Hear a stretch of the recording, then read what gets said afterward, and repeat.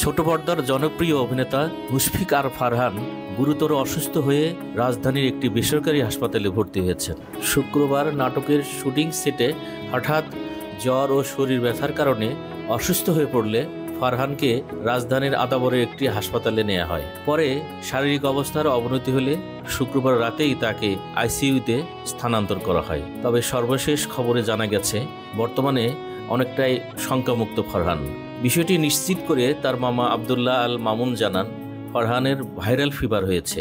বাড়তি সতর্কতার জন্য তাকে আইসিইউতে পর্যবেক্ষণ করা হচ্ছে। তবে বর্তমানে তার শারীরিক অবস্থা আগের চেয়ে ভালো।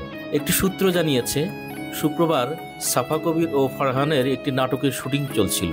শুটিং প্যাকআপ ঘোষণার পর সবাই ফেরার প্রস্তুতি নিচ্ছিলেন।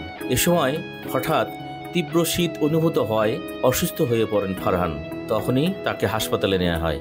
হাসপাতাল সূত্র জানিয়েছে, অভিনেতা মুশফিক আর ফারহান জ্বর ও শরীর ব্যথা নিয়ে এসেছিলেন। শারীরিক অবস্থার অবনতি হলে তাকে আইসিইউতে নেওয়া হয়। শনিবারও সাফা কবিরের সঙ্গে এই অভিনেতার শুটিংয়ে অংশ নেওয়ার কথা ছিল। অসুস্থতার কারণে সেই শুটিং বাতিল করা হয়েছে।